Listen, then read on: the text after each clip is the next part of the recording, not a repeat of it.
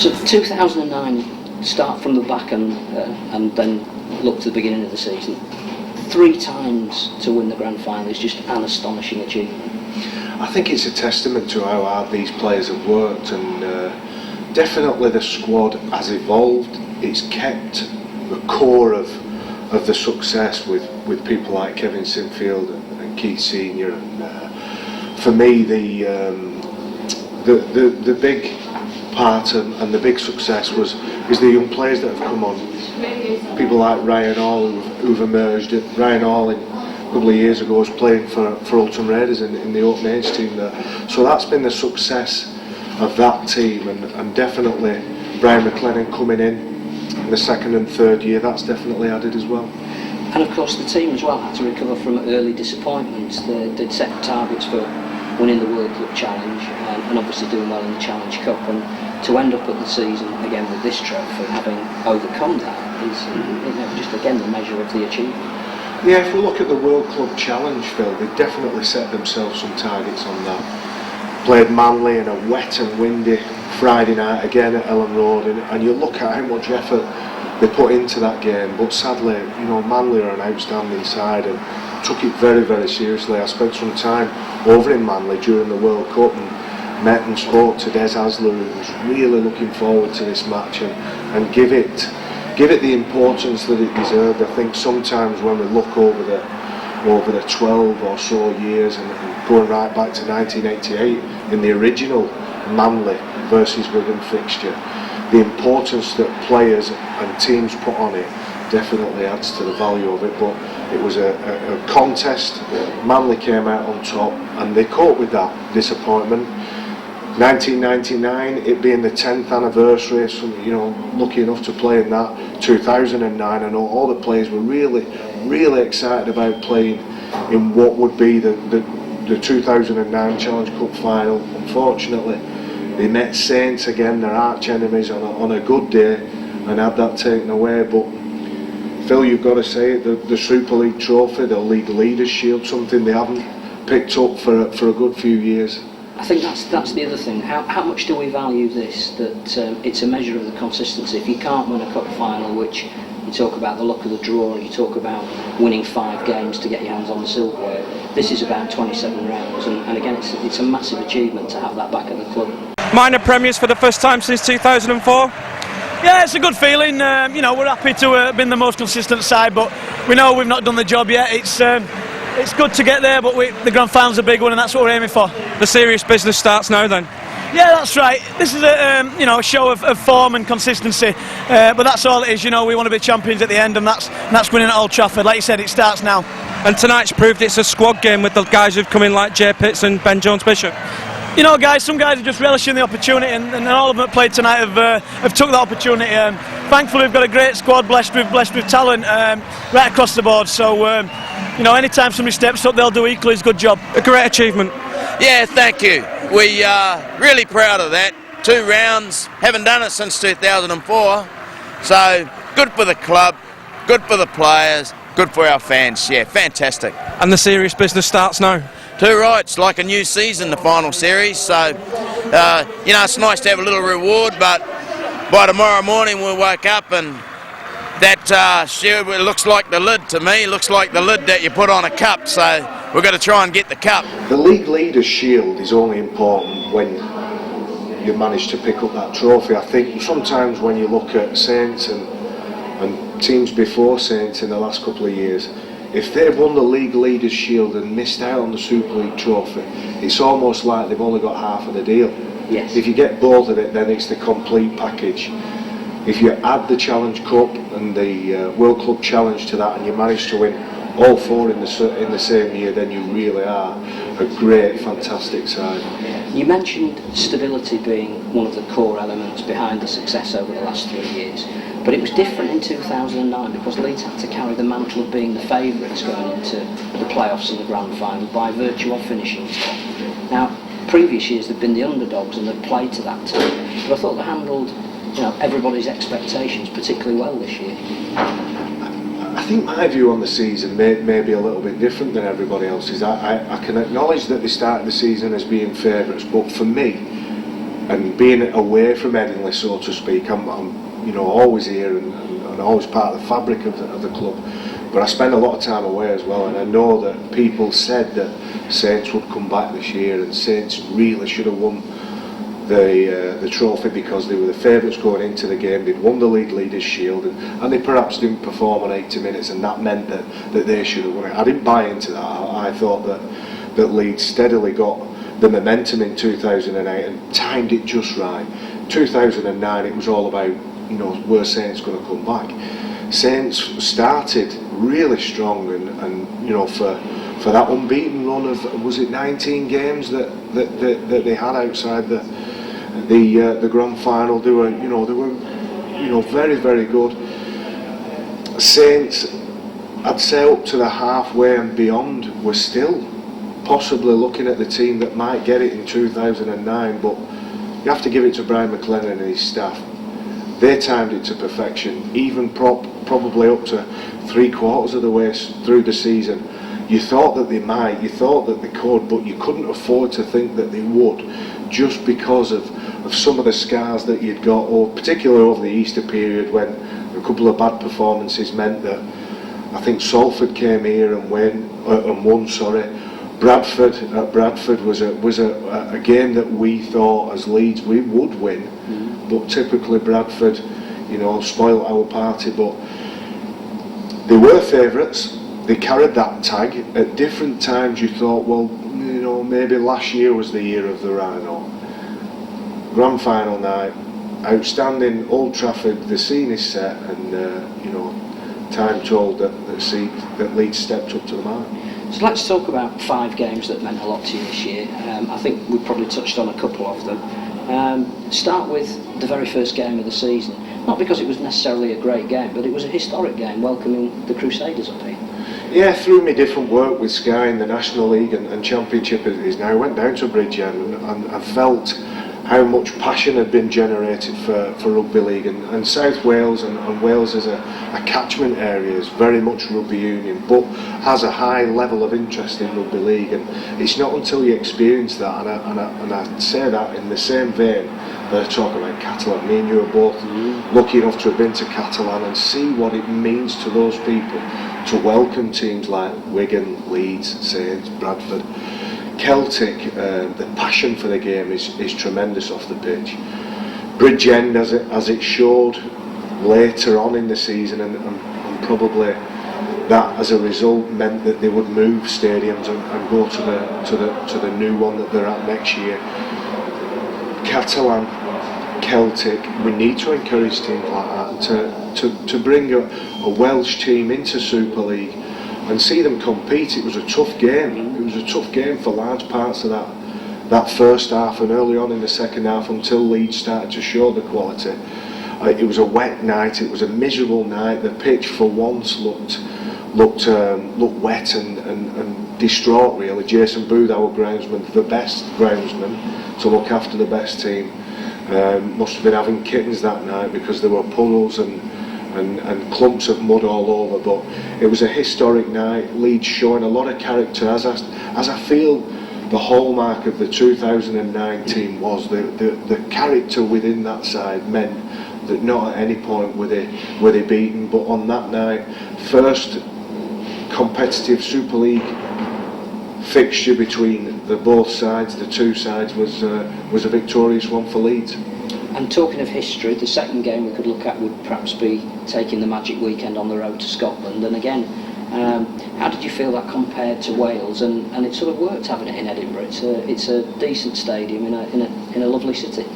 Edinburgh is a fantastic place, as is Cardiff. The difference between Cardiff and Edinburgh is Cardiff, all the pubs, all the restaurants, all the wine bars, all the entertainment, if you like, is right next to the stadium. Edinburgh is very different. It's a train or a taxi or a bus ride out to the stadium, but it means that when you're in that stadium, you're there to watch the games. Maybe sometimes if Cardiff was as guilty as anything, fans were going to watch one game and then going out and going to the pubs and the restaurants and the bars and doing what they've got to do. You very much felt that in the Edinburgh weekend they'd go and they'd stay and they'd watch as many games as was humanly possible, because you know, 4 and 5 hours is hard work for anybody, but they would go and they'd watch other teams, so I thought it was a success on that level. The Leeds game was quite late on in the weekend, and you know, you might say that some had run out of steam, and sometimes waiting, having experienced that magic weekend, you're almost waiting. You sat in your hotel, the players would be watching game after game after game, just apprehensive, ready to get theirs out of the way. For me personally, it was the best game of the weekend, because Catalan had come to play, Leeds had come to play, and the open spaces very much lent itself to the styles of play that both teams have. You mentioned about character as well in the overview, and the third game is perhaps the best example of that in 2009, and that's winning it at the death at Wakefield. I love this game, mate, because it had everything, and John Keir, bless him, I love him to bits, mate, can't hide his emotions, and when that last try was scored, his head was in his hands, and he's a finger twiddler, is JK, and his head's in his hands, and you just know that Leeds have nicked that game off them. And I remember Brian McLennan saying something after, and he said that we need experiences like that to draw on. When times get difficult, it's often a thing that's said behind the sticks, and you wonder when somebody like Kevin Sinfield or Jamie Peacock gets the players in a huddle, what do they say? What do they say to one another? Well, definitely the memory of Wakefield and the time that they stole that game was something that they could recall, and they could draw on those memories. It's just like Wakefield.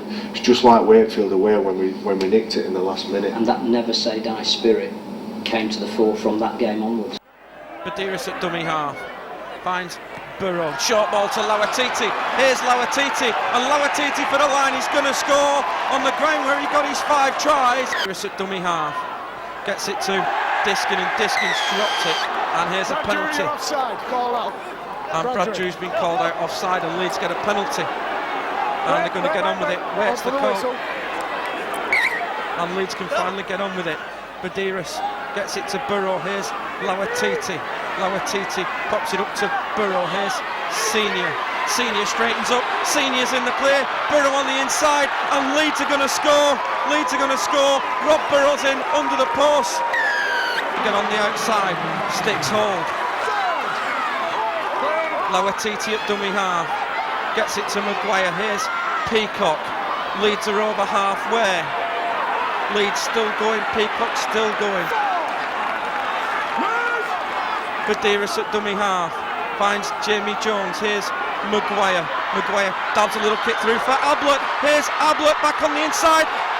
Here's Maguire. Maguire for the corner, falls over, gets it up to Donald, and Donald scored! Leeds have won it! I think that game was born out of a season or 2 seasons of real, I don't know what the exact word or phrase would be, but togetherness is as good as anything. The togetherness that they showed, no matter who went in and came out, the togetherness that group showed whenever they had the blue and amber on meant that they were never beaten, even when the game was gone, even when the scoreboard and the time was ticking against them, they were still in it for the fight.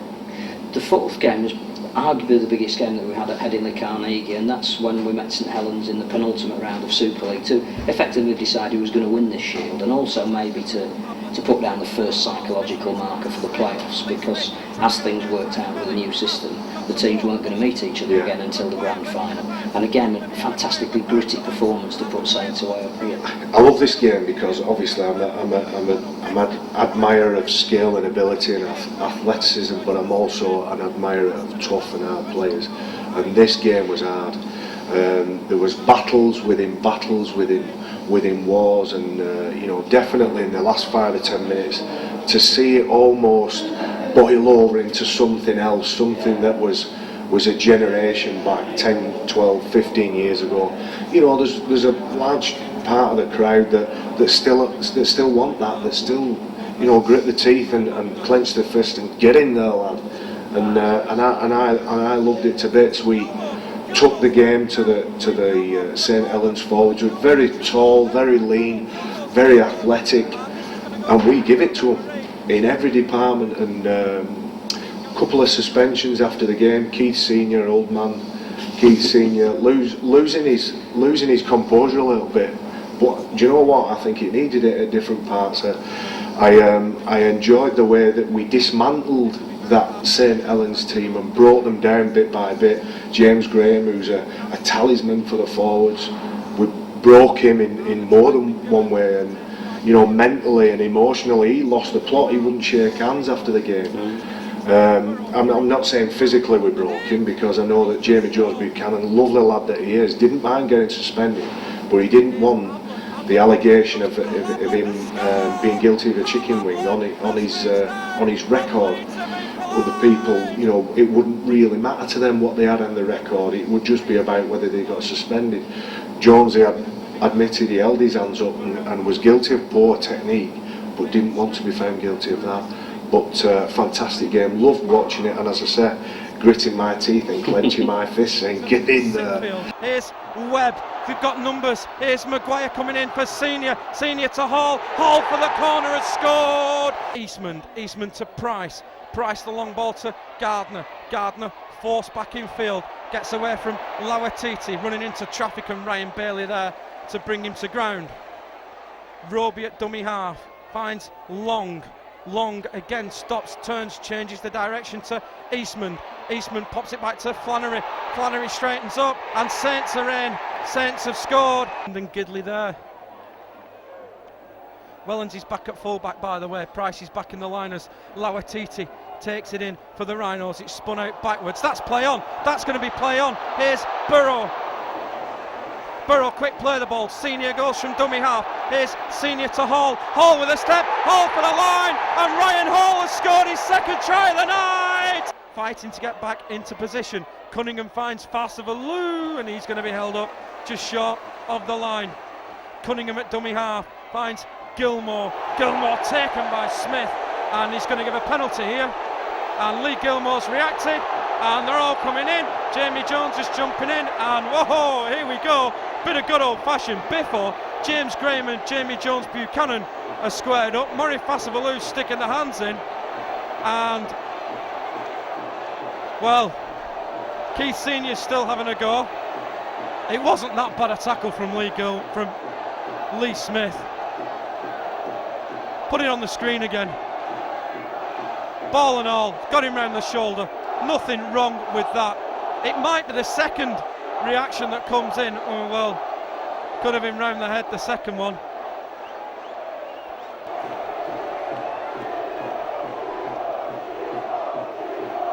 Sinfield. 19,997 here tonight. Here's Diskin, finds Luluai. Farsavalu came for the big shot and missed. As the South Stand pipe up, everybody's singing. Three sides of this ground are in full voice. Here's Jamie Jones to Senior. Senior's got no change out of Eastman all night down that left hand side, and Eastman's picked a knock up though. Here's Burrow at dummy half, finds Peacock.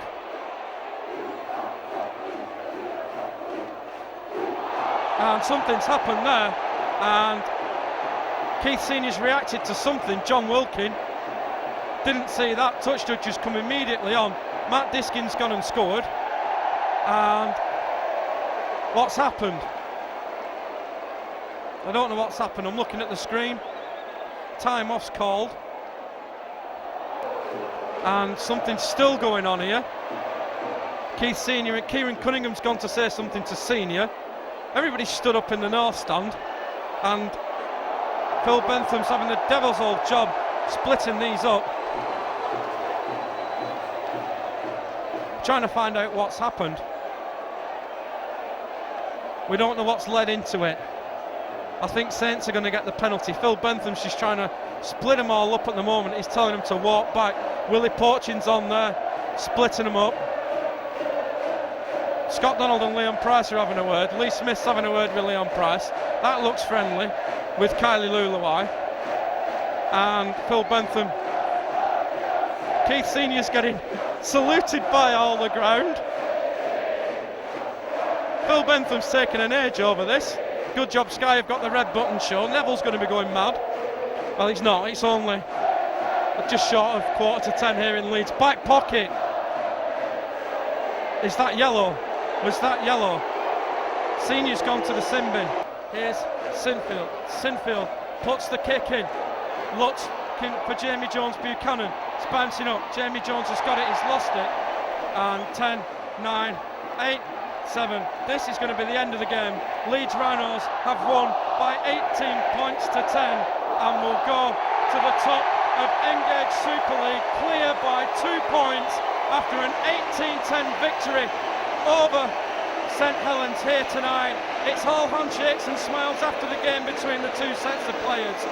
James Graham is just walking off. James Graham's going mad, he's just walking off, he's not shot anybody by the hand. Phil Bentham's disappeared rather quickly, he's just making sure that there's no stupidity between the players more than anything. James Graham's gone and not shook anybody's hand on the Leeds team. No, of course, all the boys are very determined. They wanted to come out tonight and play in a big game and play with the game with the intensity such as that, and it was a real ruthless game. There's tensions boiled over at times, but that's such is the passion of trying to win this big match, and we're really glad that we had it here at home with all the wonderful support we've got, and we're glad we come up trumps. And of course, if you're going to review the season and you're talking about St Helens, the fifth game would have to be meeting them again in that grand final. And we've had 3 grand finals against them, and every one of them has been completely different. Everyone, Phil, and everyone. The first 2 I've turned up thinking, I'm not sure here. I'm going to be positive, cross my fingers and think we've got a chance. But the third one, everybody thought we were going to win, and that in itself had its own pressure, because I can't remember going into a final as a player or as a spectator following Leeds thinking we've got this. Every time you're thinking, well, you know, there's always that danger. I thought the only danger was the fact that we were favourites. It concerned me. I weren't worried at any point, because spending time around the players as I'm lucky to do day in, day out, you see that it's almost a happy memory for them now, and doing bits and bats for Sky as I was during the week. I was lucky enough to have an official chance to ask them, and all the vibes from them were, yeah, we love it, we love playing at Leeds, it's a great place for us, it's a magic place, and some happy memories, and we're really looking forward to getting back there. And then of course, knocking about with them socially, they were saying exactly the same thing. The great thing again about this performance was to come from 8-0 down as well, because this, as you say, was St Helens team that had almost 3 years of hurt in them. They had the biggest point of any team to prove. They go 8-0 up, and then that's when Leeds dig into their reserves, and the likes of Matt Diskin come up with very important plays. Lee Smith makes himself alive all the time, and to end the game 18-10, it was more convincing than that final scoreline suggested. I think when we look at this and we look at Super League as a whole, we're learning to arm wrestle, and everybody uses the term arm wrestling. I'm not sure whether people understand what it is. You know, it's a battle of wills, and JP, top lad that he is, said that it was a war of attrition. It was who would give up first, who would surrender and do something silly, and you know, I watched the game at ground level, and I saw Keith Senior, of all, you know, who's been involved in a million cup finals. Even he was guilty once of throwing a speculative pass, but I think he was the only one. He was the only one, and everybody else was willing to just stand toe to toe. And again, that phrase that we use about if it were 2 boxes, it were at the 15th round, they were still slugging it out. It was a tremendous game to watch, and it was a lot like the 2004 grand final, where the kicking game of Kevin Sinfield was so important. Rob Burrow, I thought, grew as a kicker. Yes. And showed for once that he's not just a one-trick pony. And you know, I've known Rob, what I feel is all his life. I've watched him since he was that big, which is last Friday. But I've watched him since he was 16, 17 years of age, and the development that he's shown, where he has an influence on a game without touching the ball. At one point he used to give it to Rob, and he'll have magic feet, duck under somebody, off and score a try. Now he marshals a game, and he influences a game by what he says and what instructions he gives people. But his kicking game was very, very good in the grand final, and it was part of a number of people that for me stood up and showed just what they were, and the sign of great teams and great players is what they do under stress and fatigue and pressure. As you said, it was probably an ultimate team performance, and it's invidious to pick out an individual, but it might just be worth talking about the captain for a second.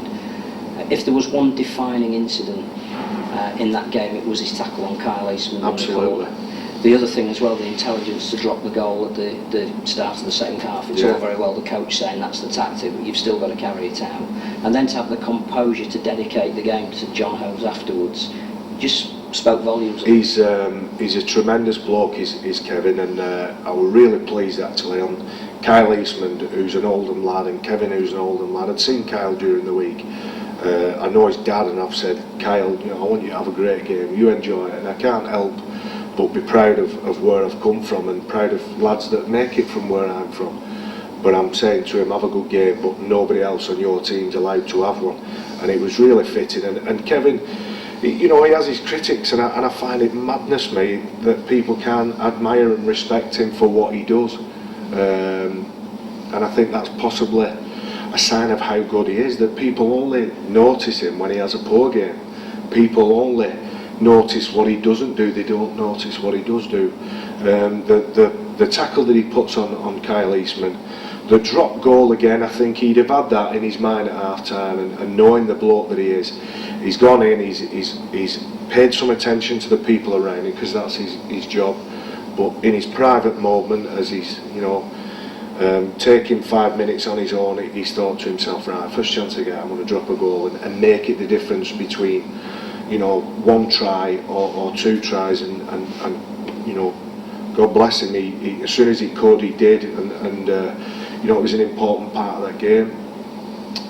The stuff that he does after the game, and Phil Daly, who's our media manager, who's very good at that, having had good practice with good captains, a couple of minutes in his ear, this is what you need to do. Not that Kevin wouldn't have thought of that, but just a little nudge and a little reminder, and Kevin's got enough composure after the game, and as we all know, he's had enough practice, so that's only a good thing.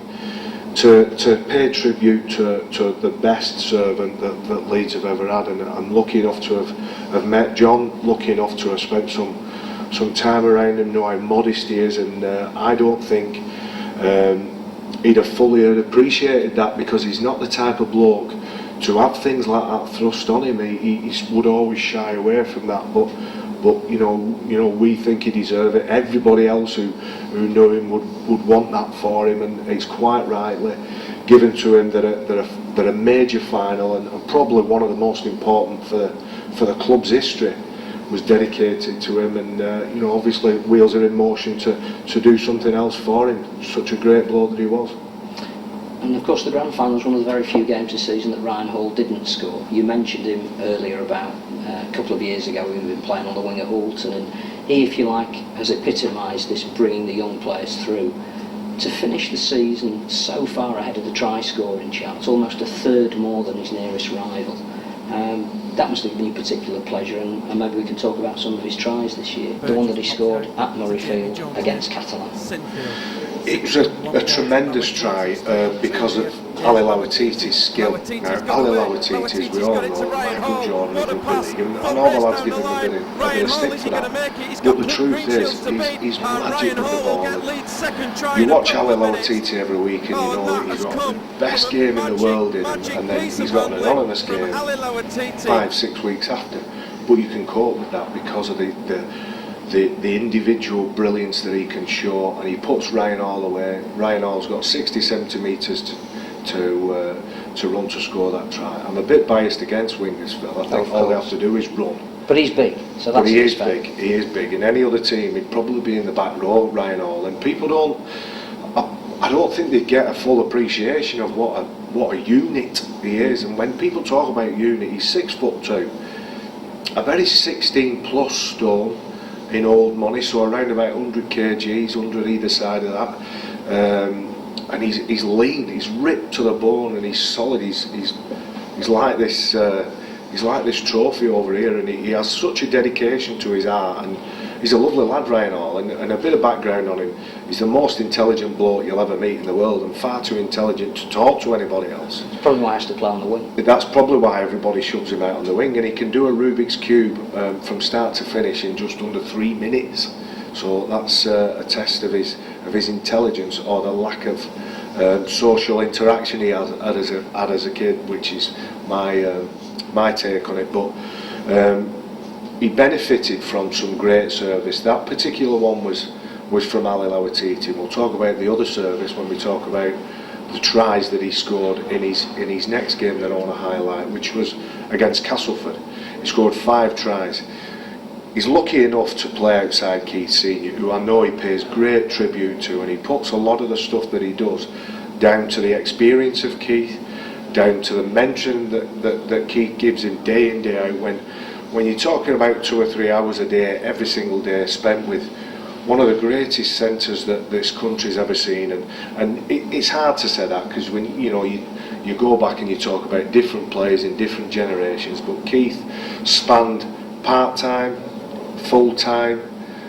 He's been in Super League in every season that he's been around. He's missed something like 40 games, is it, through injury? Barely that. And he's a tremendous athlete, he's a tremendous specimen. So you put Keith at the side of somebody who's so raw and intelligent and able to take on board information, then you've got a winning partnership. The game that Leeds played against Castleford Tigers out here at Headingley, Ryan scored 5 tries, and some good, some ordinary, but to score 5 tries in a game. I remember talking to Ollie in one of my other roles that I have here, and I'd said to him, look, 5 tries, the only other people in our game to score 5 tries in one game in Super League were Jason Robinson and Leslie Vinacolo, and I said, what's it like to be in the presence of people like that? And I don't think he fully contemplated, and I don't think he will until he steps away and hangs his boots up. But just a tremendous achievement for a young lad. Of course, he equalled it with Ali Lawatiti, who did that at Wakefield, and Danny Maguire up here against Widnes. So he, as you say, he's in very good company. Yeah. And Castleford tried to get Kubi off there, but they can't take him off at a scrum or while they're defending us. Sinfield goes from the base, gets it to Maguire. Here's Webb back to Maguire. Maguire to Senior. Senior for the corner. He's going to be held up. He's got it back, and Danny Maguire's done really well to take that off the feet. Ryan Hall at dummy half. Goes up the short side. Ryan Hall will score! Sinfield with the touch finder. He looked up and looked at you first, then thought, I'm having your Russes. Maguire finds Diskin. Here is Burgess.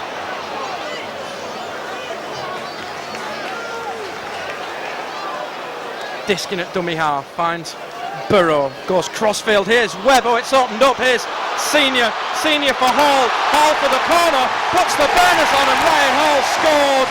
Second try of the night. It all opened up down the left-hand side. Webb found Senior. Senior gets it to Ryan Hall. Ryan Hall puts the afterburners on, and he's in at the corner for his second try of the night. Diskin at dummy half finds Burrow. Burrow with a step. Burrow with the dancing feet. Just can't get it away to Lawatiti. Good quick play of the ball. Here is Lawatiti. Couple of steps. Lawatiti gets it to Senior. Senior to Hall. Hat-trick for Ryan Hall in the first half. All came from Ali Lawatiti. Put the dancing feet on. What a one-handed pass that was to Senior. And Senior puts Ryan Hall in for his hat-trick. Here's Chase from the base of the scrum. Finds McGoldrick. McGoldrick gets it to Shenton. And Shenton spilled it. And Ryan Hall has got a bit of daylight. There's a foot race. Only one winner here.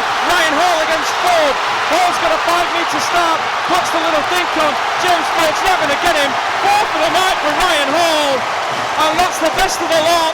A 90-metre run. All comes from the mistake from Michael Shenton. They've absolutely enjoyed their rugby league tonight as Burrow at dummy half finds Jamie Jones. Here's Burgess. Burgess turns, looks to offload, just decides to stick hold. Here's Burrow at dummy half, finds Maguire. Maguire gets it to Webb. Webb on the outside, Webb to Ryan Hall, and Ryan Hall is going to get his 5th try of the night, and he equals Ali Lawatiti and Danny Maguire. Again, not all of his tries were spectacular, but one that was very important was against Hull KR in the first round of the playoffs up here, the new playoffs, which is a very significant game for quite a few reasons, and again quite a tension-filled night. Yeah, I think Hull KR were I don't want to say pretenders, but Hull KR were just about there or thereabouts, and they, as I think they will do over the next couple of years, are knocking on the door now. Justin Morgan's got a great group of blokes together. He's got a tremendous philosophy in that club now, and Hull KR is a real prospect. Definitely when you go and play them on their own ground, but even when you travel against them, Clint Newton, Bengalia, Briscoe, I think they had 4 in the team B, and Michael Dobson, and again to get 4 of the top 13 performers in Super League in that dream team in 2009 was a realistic reflection of what they performed and what they produced week in, week out. So that game itself, all the billing was it was going to be just a real battle and a real war. I think the scene was set really in about the 15th to 20th minute, when an old servant of this club and a great servant of this club, Chev Walker, sadly broke his leg in one of the worst ones that I've ever seen. And when you find out the background behind that break, that Chev's been playing with a stress fracture for a couple of weeks, and as soon as he heard the crack, he knew he broke his leg. He looked at his leg, and his leg's facing the other way, and everybody else is thinking, oh my God, Chev's calm, and he knows what's happened, he knows what he has to do. He has to sit down, sit still. Stretcher comes, he actually gets himself on the stretcher, and it's an horrendous break. It's sickening. You can see the bone poking through his sock. Rugby lads are tough lads, and he has enough time to stop and applaud the South Stand, who recognise what he's done for Leeds, but also recognise that he's a good lad and he's a top player, and give his all for his club. And I think the attitude that we have as a game was reflected in that single incident.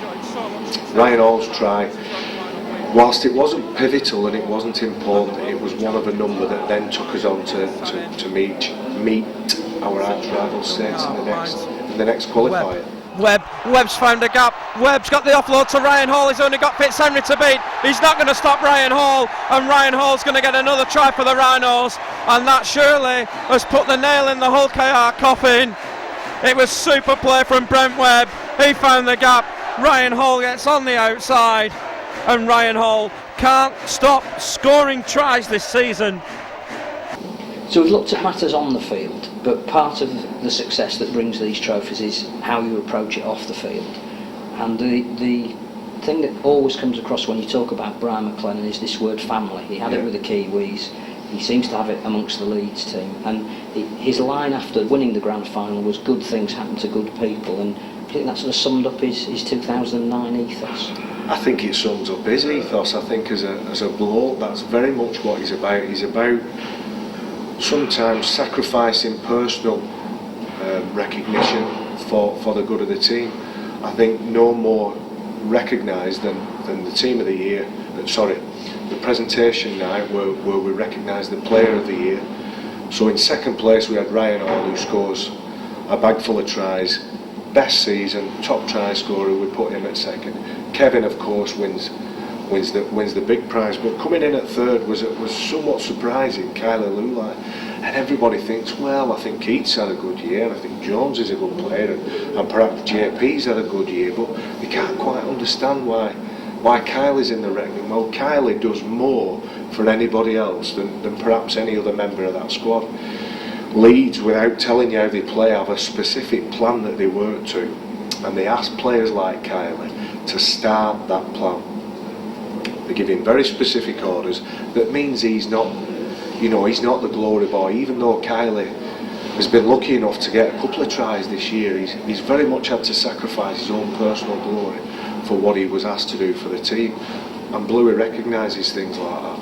He encourages all the teammates and all the lads in the team to pay tribute to blokes like that, and I'm lucky enough to have spent some time around Bluey, and you can only admire him for what he gives up and what he sacrifices in his own week leading up to each and every game for the good of the team, and that again is carried on by the lads that take the pitch, and that's carried on by the staff members that he has around him, and it's in the environment that he encourages. Good things happen to good people. Well, I take that as, yeah, definitely the players, they've got the just rewards, but Brian McLennan's a good bloke as well, and he's got his rewards there. He came here, took over from a very authoritative coach who took the team as far as he could take them, and whenever you take over from a bloke like that, you're either going to fall flat on your backside or you're going to take them on to the next level, and I think that's what Brian McLennan did. He taught them very much. It's also, the coach before would deal in process and structure, and would say, if you do this to the best of your ability, then you'll win this game. But sometimes the top 3 inches need to be looked at as well, and Brian McLennan, very much early on, while they were in the pre-season camp over in Florida, he spent some time on that, and he put some things in place that only came to fruition on grand final night, and that's why you see so much emotion in people who are involved in the side, because they know that, yeah, it's about 80 minutes, yeah, it's about the playoffs, but they set them goals and they put them things in place in Florida, and they've worked on them every single day, every single week, just chipping away, and to set goals and have them achieved is an awesome feeling, and I'm sure that's what he meant when he said good things happen to good people. And again, just to give a small insight to maybe people who didn't know, it's little things like having the players' families cheering them off from the hotel when they went to the grand final. The players weren't expecting it, the families bought into it, and it gives that sense of unity, which makes victory so much sweeter.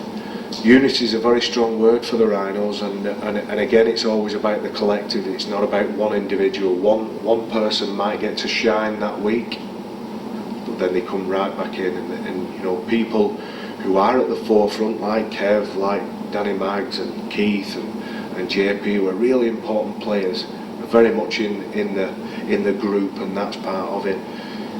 Nice touches like that mean something to you when you're a player. You're almost, when you're in camp, when you're in a hotel, you're very focused on what's at hand, but it's almost an exercise in trying not to think about it, because if you do think about it, then the apprehension gets hold of you, the nervous energy that you spend is taken out of you, and you haven't got it on the match, on the pitch, in the match when you need it. But it's a great touch, and he thinks long and hard about some of the stuff he does. He consults with some of the people around him, and if he feels it's good enough to use as a tool, as a mental tool, and we've talked about the mental toughness that they've shown in the games, and when they're never beaten. Some of the other mental parts that they've got is the emotion that you need to draw on when you're flat on your backside and you've got no energy left and you need to get back up. Where do you grab that inspiration from? It's from little moments like that. This current team obviously is full of characters and personalities. Who would you pick out? Maybe somebody like perhaps Jonesy as the... I admire all of them, and it's such a pleasure to watch them, and spending time at this great club as a player, as I've been lucky enough to do, meeting some of the past heroes, spent some time with Roy Dickinson and Gary Etherington in the suite just across the road in the morning of the grand final, and I love being part of it, and I feel very honoured to be part of it, but part of that now, part of that pride, if you like, is watching those new players give their all, and I admire all of them. I admire people like Jamie Peacock, who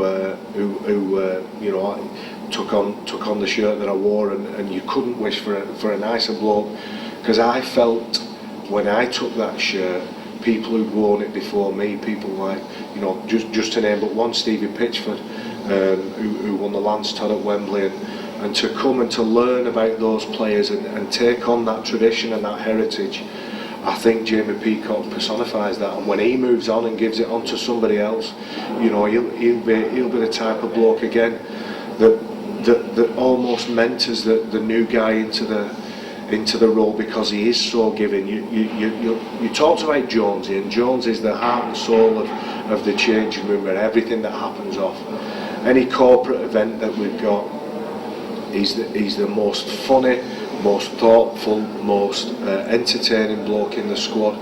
Very serious about his job and his role within the club, but enjoys what he does and never forgets. So here to announce the winner and present the award in his own unique and inimitable style, would you please welcome a man who has played for this club 191 times, who successfully graduated with a sports science degree last year with Matt Diskin and Kevin Sinfield, and who is a firm favourite on the terraces and I'm sure in the dressing room. I'm referring, of course, to the legend that is Jamie Jones Buchanan.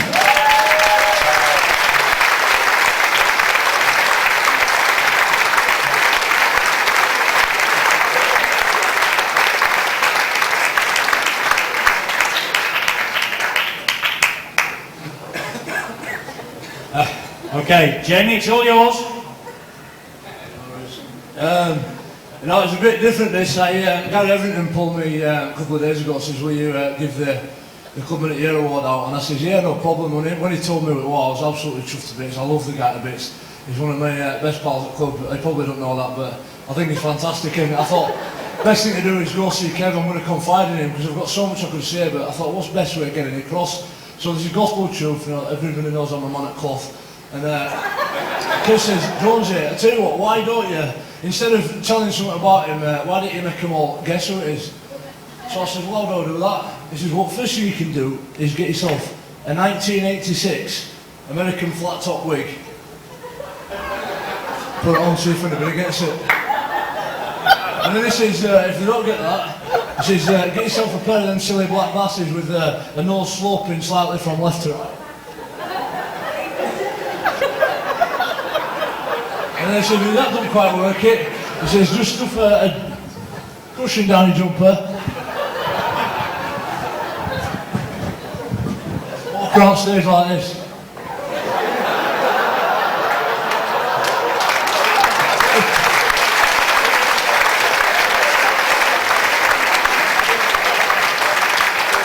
And if I don't get it, obviously nobody will know what it is apart from lads who are tickled over there, but we're going to get them up and compare them in a minute.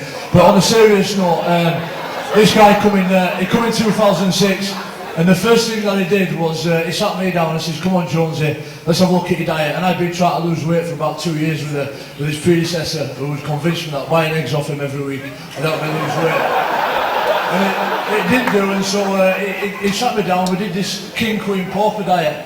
And I tell you, I lost 1.5 stone in about a month, and I was absolutely the fittest I've ever been. I was in great shape. The special thing about that's just one of the million things he's done for me, but over the years for the lads, it makes every training session completely different. You know, the people that I followed, they probably had degrees and qualifications. I think he got most of his off the internet. But what it does is it just means that every week when you go into training, it's like being in Takeshi's Castle. It's different every time. He has us doing all kinds of different things. He keeps training fresh. All lads are always motivated, and we've been in great shape. And you can attribute a lot of the success we've had for the work that he's put in. And that's only half the job. I think the reason why he's up here today is not just because he's a conditioner. The things that he does in between. You know, when we go away on trips, he organises the buses, he organises the hotels. You know, if you need a pair of boots, you say, look, I need a new pair of boots, can you sort me out? And he'll have it done within a couple of days. He gets us fruit, he gets us 20% off at Nando's, where I'm taking James Gray. End of season. You know, the bloke is absolutely fantastic, and you know, it's no wonder at all that this year's Club of the Year is Jason Davidson.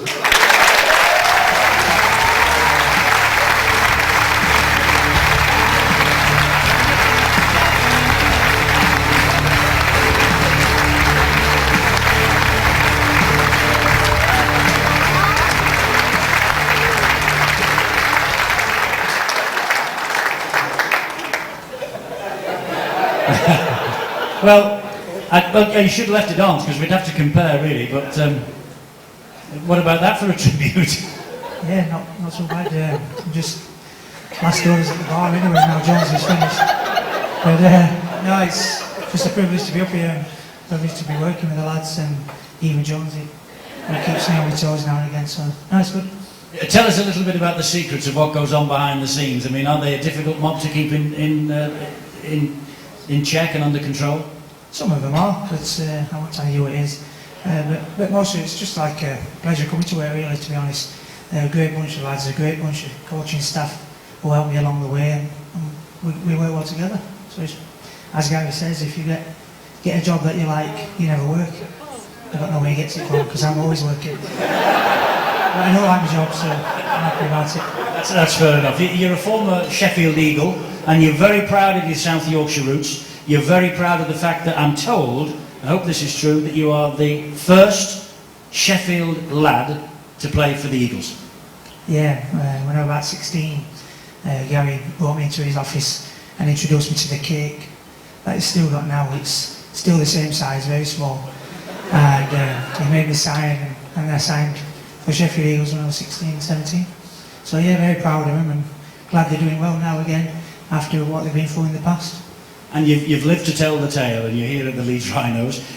Start of the season, you missed the pre-season training, the early part of it anyway, in America for a very special reason. Yeah, 2 years ago. 2 years, is it? Yeah, 2 years ago, my wife who puts up with a lot of all the time that I'm not there, so she's looking after the little one.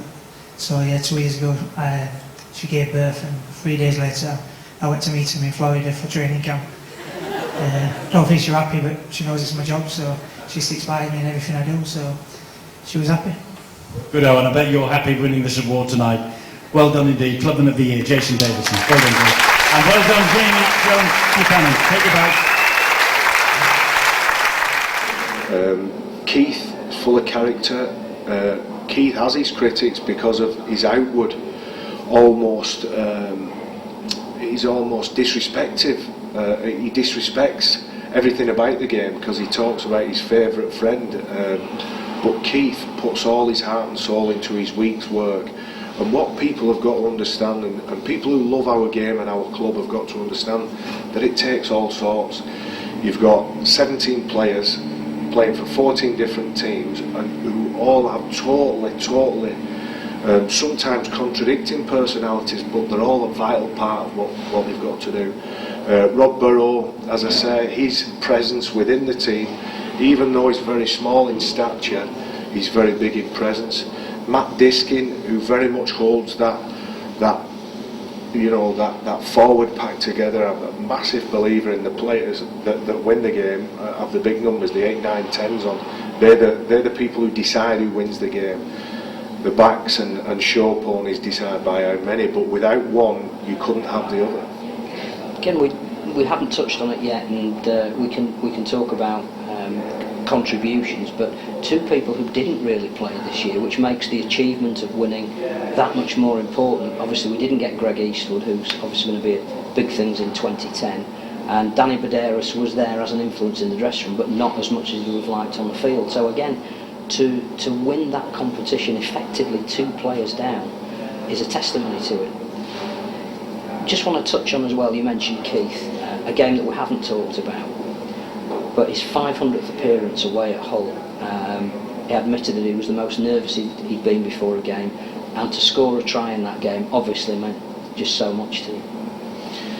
Keith's probably an example for everybody who talks about consistency and how do you motivate yourself each and every week, because when you're a young kid, what you want to do is you want to get in the team, and then you want to play 20 games, or you want to play most of the games that year, and then you become a squad member. And you're sort of always trying to think of new ways to make it just as important in the next game as it was in the last game and as it is in this game.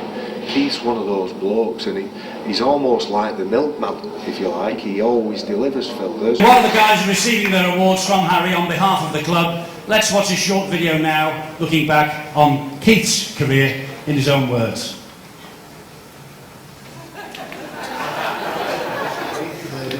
spotting. There's a big strapping lad with big flowing locks of hair, and pretty obviously he'll be a pretty good chance of making it.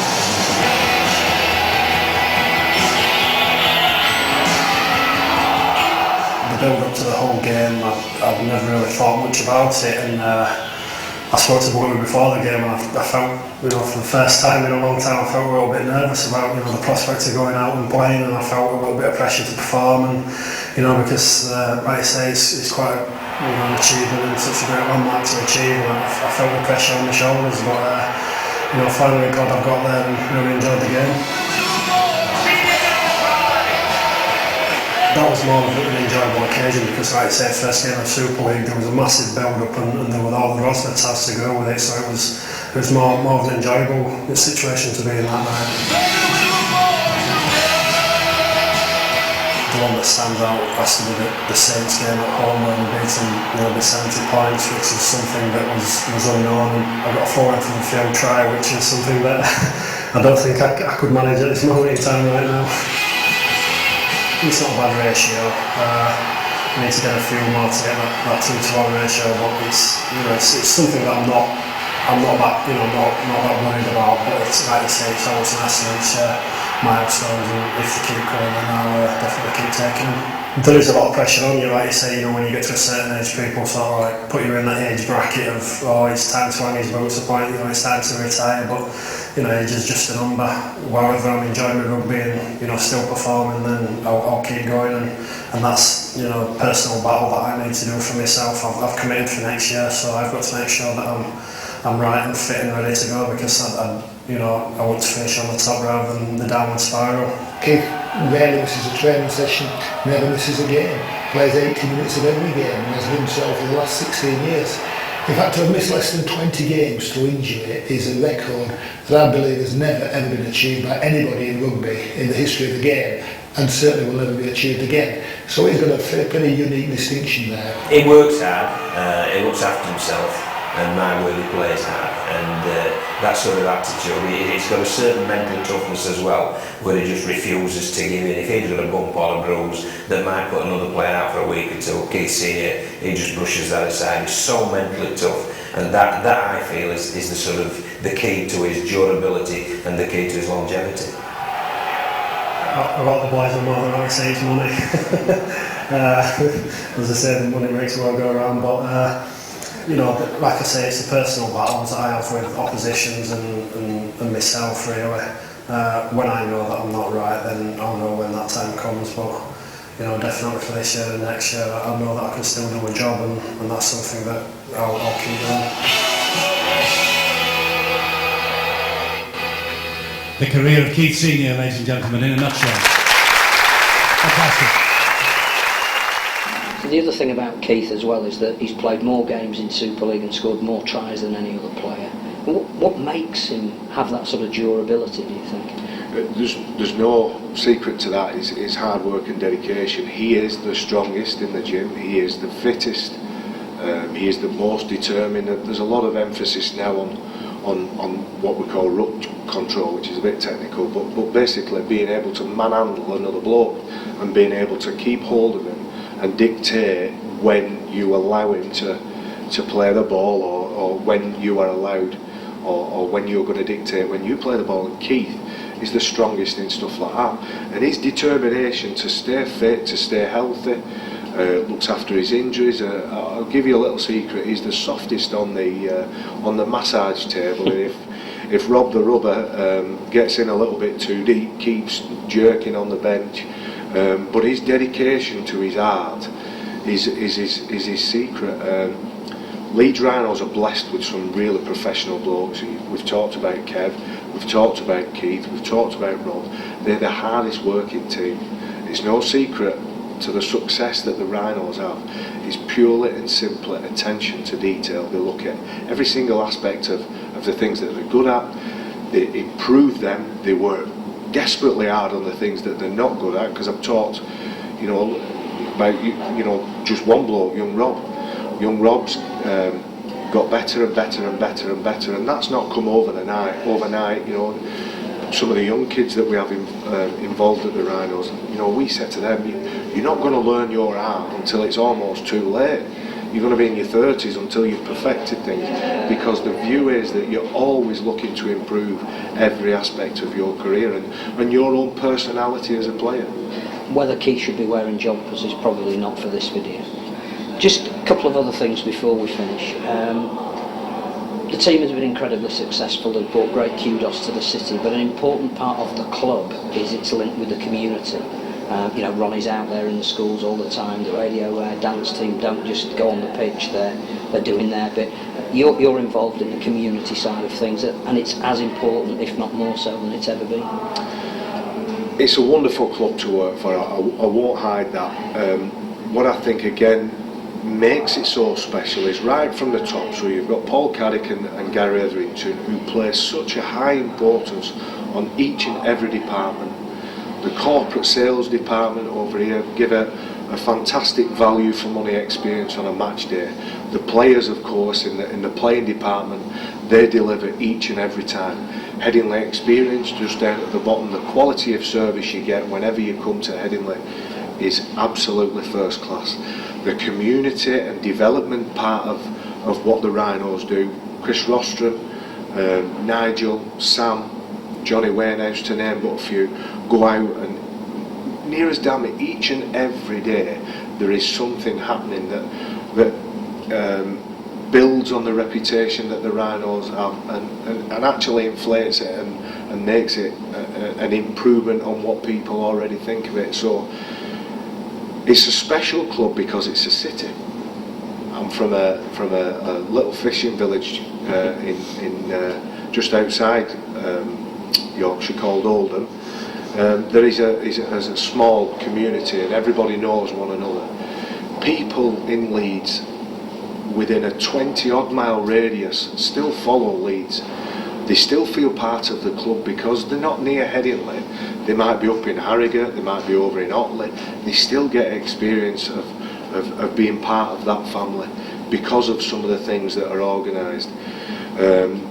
Abigail Furness, who's in charge of all the PR and the promotional stuff, she works incredibly hard to make sure that some of the players that are, you know, heroes to some of the young kids are still very much in touching distance. And I think the great part of our game, and it's something that we can all be proud of, is played by fantastic athletes that you might see at Coop or Tesco's, or you might see them shopping, you might see them filling the car up.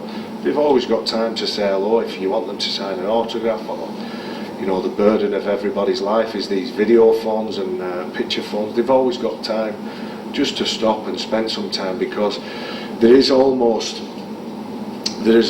a view that you're a Jehovah's Witness, that you've got the power from God to influence and bring everybody else back into that religion, which is rugby league.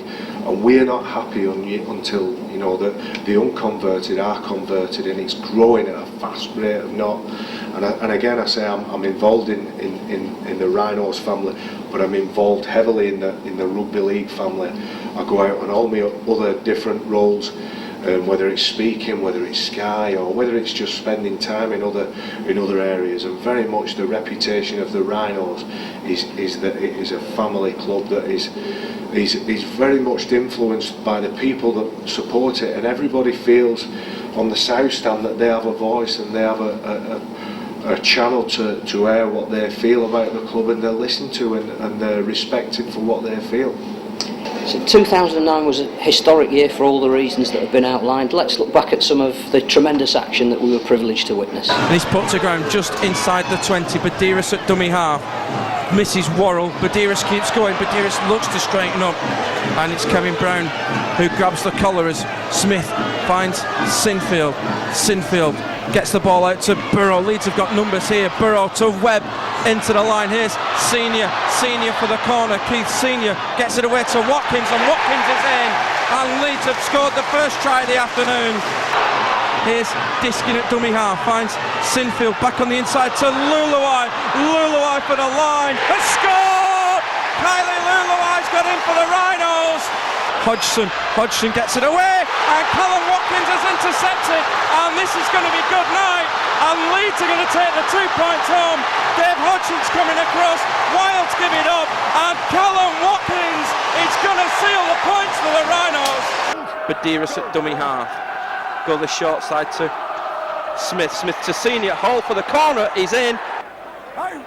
Ablett from the base, finds Sinfield, Sinfield to Senior, Senior looks for the offload and gets it. Here's Sinfield to Hall, Hall up against Rayner, and Hall's in again.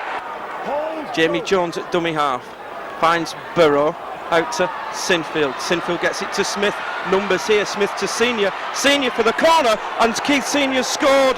Badiris at dummy half, bit of cheek there from Jamie Peacock, and here's Burrow out to Gibson to Donald, Donald for the corner, and Scott Donald's got the 4th Leeds try of the afternoon. Called Diskin and Burrow look at each other, and Rob Burrow now looks up, takes the line on, he's got through, Rob Burrow's clear, he's got Sinfield on the inside, Sinfield looking for support, Sinfield's going to take Broughton on, Sinfield for the corner, Kevin Sinfield will score. Go. Diskin at dummy half, finds Sinfield, Sinfield gets it to Smith, Smith gets away from Yeaman, Smith gets it away to Gibson, Gibson for the corner will score, 2 away from the line, Sinfield gets it away to Lauatiti, Lauatiti changes direction, Lauatiti ball in one hand, pops it away to Lee Smith, and Lee Smith is going to confirm the points for Leeds. Here's Badiris at dummy half, finds Jamie Jones, and Jamie Jones looks to take the Bradford line, and he will fall 5 short, 4th tackle for the Rhinos. Leeds have got numbers, north stand side, here's Senior, Senior gets away from Jeffries, Senior to Hall, and Hall has got it in. Here's Badiris at dummy half, finds Peacock, and good hit from Nick Scruton. One thing to note, Leeds have come out of the traps a lot quicker this week. It was shocking in London last week as Burrow finds Webb. Oh, it's opening up again. Here's Webb to Senior, Senior to Hall, and Ryan Hall's got a 2nd try of the night. Here's Badiris at dummy half, finds Burrow, Burrow pops it up to Jamie Jones, Jamie Jones for the line. Badiris at dummy half, finds Burrow, Burrow with a step, Burrow for the line, Rob Burrow has scored! It's coming now, here's Badiris, finds Sinfield, left foot, charge down, Lee Smith, that's been tipped, and it's gone over. Deacon puts a kick in across the field, Ryan Hall comes off the feet, into Senior, and that's going to be okay. Here's Lauatiti, Lauatiti sets off, Lauatiti on the charge, Lauatiti to Badiris, here's Donald, Donald for the line, and Leeds have definitely won it now, and Scott Donald gets the try for the Rhinos. Here's Sinfield with the touch finder.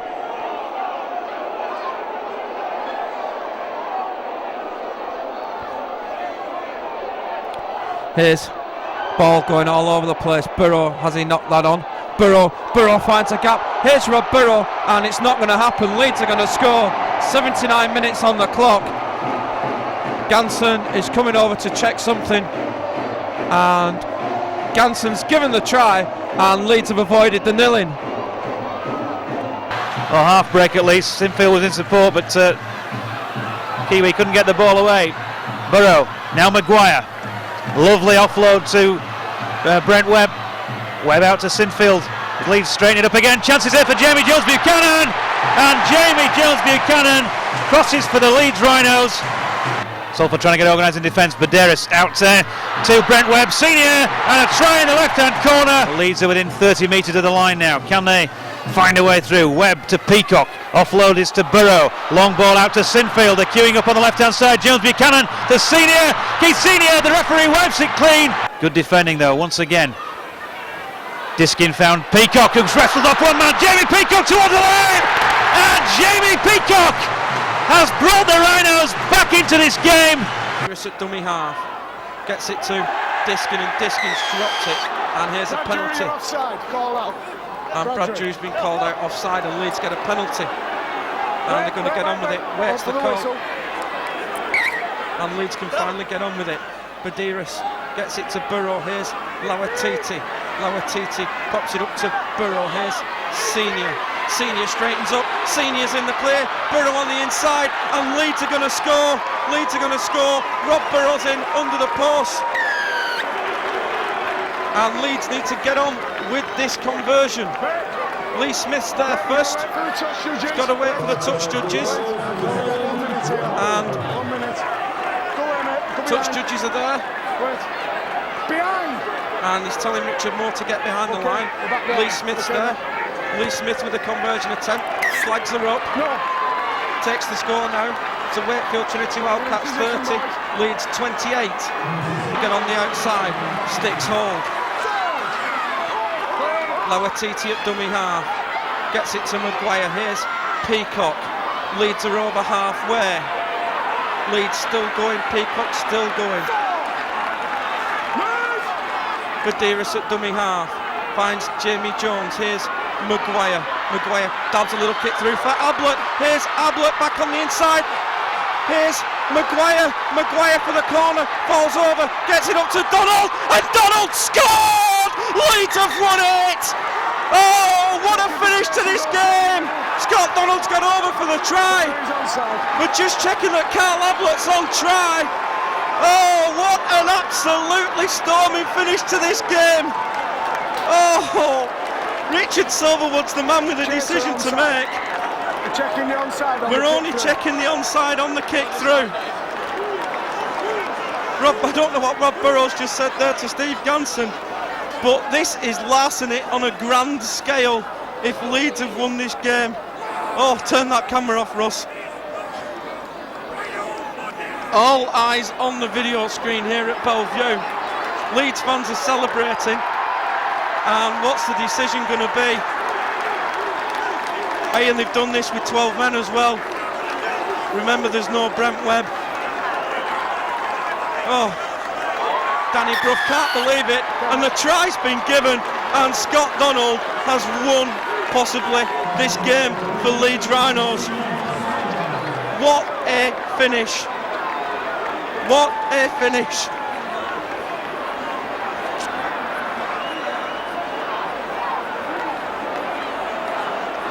And they're streaming out of the ground, the Wakefield fans now.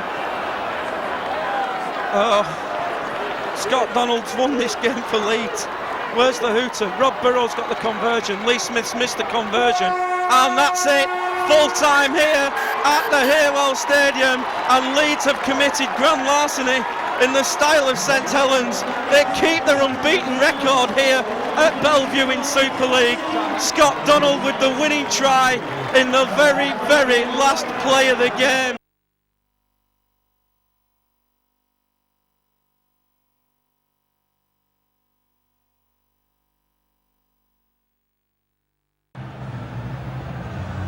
Good evening and welcome to Old Trafford. It's the Engage Super League Grand Final 2009 as the Leeds Rhinos take on St Helens. Quick run through the lineups for you, starting first with St Helens, who have Paul Wellens at fullback, a three-quarter line of Eddie Gardner, Matt Gidley, Kyle Eastman and Francis Melly.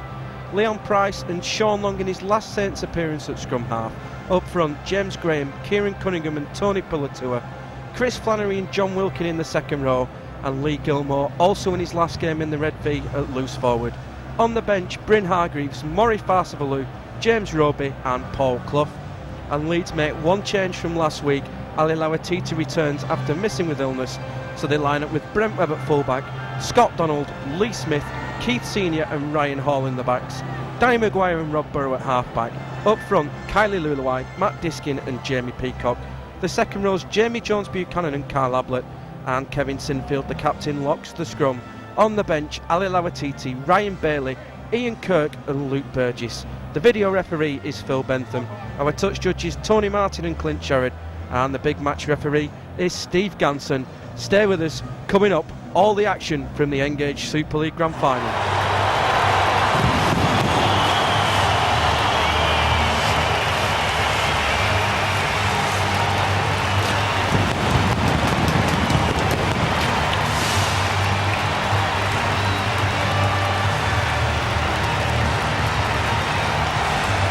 Welcome back to Old Trafford. Game time here as Brian McLennan collapses charges onto the field. Leeds looks like we'll be playing right to left in this first half, as they have done for the last 2 years.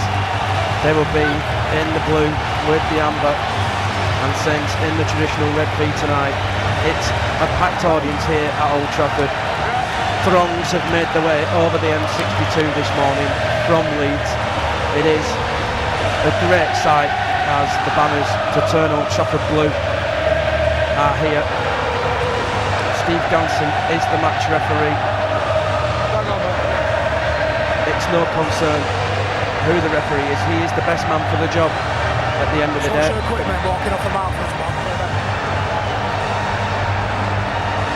Have you got me, lads? As Steve Ganson just checks with his 2 touch judges. We've got you, Steve.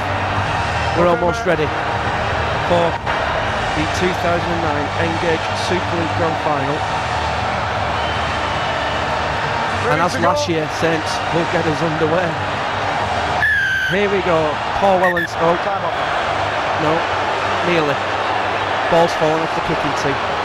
False start. Here we go now as Paul Wellens gets us underway. The 2009 Super League Grand Final. Danny Maguire fields, and here is Jamie Peacock with the first hit up. And it's the front row who meet him. Disking at dummy half, finds Jamie Jones Buchanan. There's a bit of history after the game 5 weeks ago, which Leeds won 18-10 at Headingley. Here is Luluai. Not a lot to choose between these two sides. Disking at dummy half, finds Sinfield. Burrow out of dummy half will kick inside the 40. Kick towards Eddie Gardner. That may hold up in the in goal and has. And Gardner's going to be forced to return it, and that's the first penalty of the afternoon, and it's a high shot from Brent Webb. But did Eddie Gardner fall into it? He was looking to surrender. It's a 50-50 one, that, but it's the first penalty of the afternoon, and Sean Long will put it in over the southern touchline, and Saints will start 15 short of halfway with Cunningham. And here's the second penalty of the evening as Leeds have gone too quickly, and it's a double piggyback up the field for Saints, and Steve Ganson's laying down a marker already, and Saints have now been gifted, well, 70 metres from 2 penalties. Here is James Graham, met immediately by Jamie Jones Buchanan, much to the delight of the Leeds fans. Cunningham at dummy half, just drops it off to Flannery. Big test of the Leeds defence early doors. Cunningham at dummy half, finds long steps, comes back, gets it away to Gidley. It's 3 defenders against 2 attackers, and Rob Burrow goes downstairs. Cunningham at dummy half, looks the short side, and he's immediately wrapped up by Rob Burrow Senior. Gidley at dummy half, looping pass, finds Long. Here is Price to Wellens. Wellens looking for Wilkinen. Wilkinen overrunning, and Wellens just slips on the turf. It was watered earlier on this afternoon as Price finds Long, and Long goes high. Early test for Brent Webb, and Webb's safe under it, and he's met immediately by Chris Flannery. Sinfield at dummy half, gets it to Donald. And Donald going backwards, and Danny Maguire there to help lend a bit of weight. Sinfield at dummy half, gets it to Maguire, and gets away from Gilmore almost, but Wilkin with the headband on tonight. Here's Lee Smith in his last appearance in a Leeds Rhino shirt. He's off to Wasps as Burrow gets it to Luluai, and it's last tackle for the Rhinos. Diskin at dummy half, finds Sinfield. That's come off a Saints player, that's play on. How's the bounce? It's not bad, and Wellens gets it on the 40, but the chase is good. Everybody's been put on side by the ricochet. Cunningham at dummy half, finds Long to Price to Wellens, and Wellens just runs up a blind alley, and Sinfield and Jamie Jones there to bring him to ground. Gidley, short side for Price. Price dumped to the ground by Senior. Gidley at dummy half, finds Long. Long's just going to try the little kick into the in goal, and it's gone dead, and it could be another goal line dropout, you know. Or is he giving a 20 restart? He's giving a 20 restart. And Leeds just not in any rush. Here is Donald. Donald trying to get on the outside of Eastman, but can't. Here's Ablett at dummy half. He'll go on his own. Move, hold, go. Here's Diskin at dummy half. Finds Peacock. Move, go. Diskin at dummy half. Gets it to Sinfield. And Leeds just keeping it simple at the moment. Hold, go.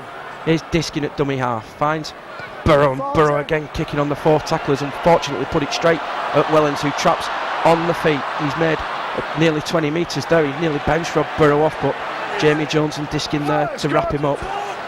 Move, hold, go. Long at dummy half. Finds Melly. Move, go. Cunningham at dummy half. Finds Graham. Graham met by a good strong challenge from Jamie Peacock. Cunningham at dummy half. Finds Pulatua.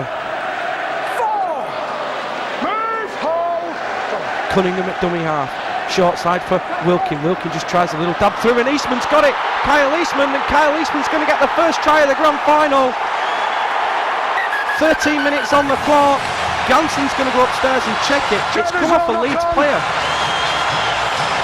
It's come off a Leeds player, so surely it's onside. I can't see a right lot wrong with this, you know.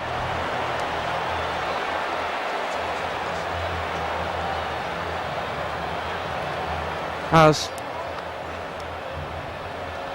I can't see this not being given, to be honest.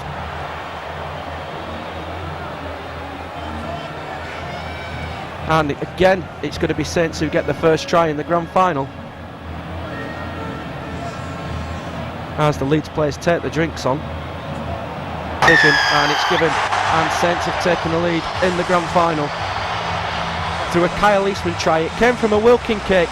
It got a touch off a Leeds player. It bounced up perfectly for the youngster, and he gets round Webb and gets in over the line for the first try.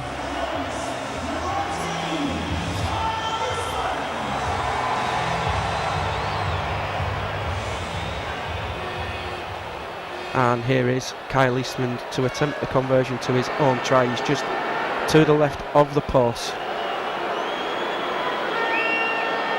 Here is Eastman, kicks on his way, and the flags are up here at Old Trafford. Engage Super League Grand Final 2009.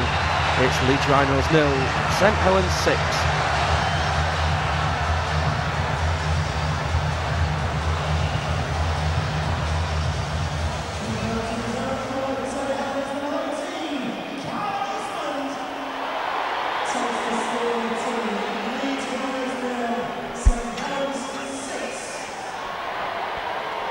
And as Kevin Sinfield gets us back underway, Saints have scored first in the last 3 grand finals.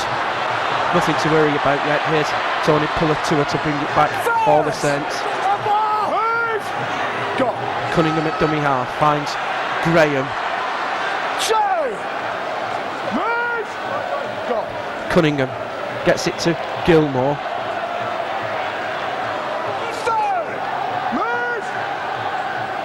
Cunningham gets it to Wilkin.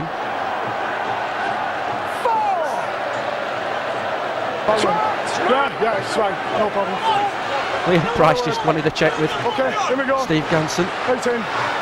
As Leeds got to go 10 from the line. Sinfield from the base finds Maguire. Here's Senior. Senior steps the challenge of Gidley, but he's wrapped up. There's Sinfield at dummy half to go the short side with Maguire. Here's Jamie Jones Buchanan. Jamie Jones for the line. He's going to be held up a metre short. Maguire at dummy half. Saints defensive line was quick, and Maguire still going. Diskin gets to dummy half. Finds Burrow. Burrow to Sinfield. Sinfield gets it to Ablett. Ablett, oh, it needed to go, but Kyle Eastman was straight onto him. Here's Sinfield at dummy half. Finds Burrow. Burrow's just going to drop one up for Webb, and Long's lost it. Bailey. Oh, Ryan Bailey could have had his first try in over 2 years, and Saints have made a change as Long puts it into touch. Tony Pulatua has come off. We'll bring you that change shortly. Hold, go. This could be it. Is it Clough? First, move, go. It's not, it's Hargreaves. Here is Graham. Move, Wellens at dummy half, finds Long, Roby's on as well. Here is Gilmore. Move! Hold! Go!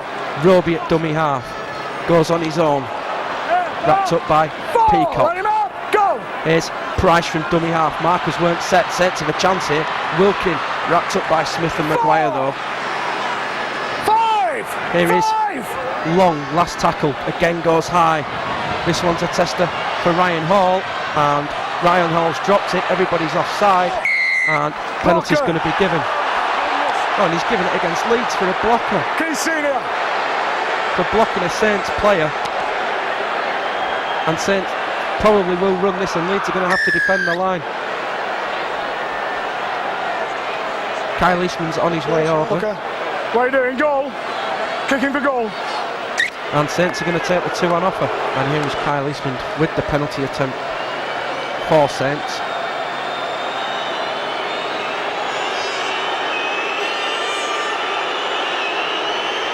Here is Eastman, kicks on its way, and the flags are up here at Old Trafford. We've had 28 minutes of the 2009 Grand Final.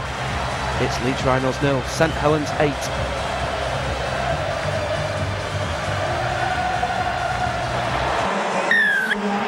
As Kevin Sinfield gets us back underway, it's hit the ground, and Gardner traps on the foot, and met by Jamie Jones and Ryan Bailey. Move!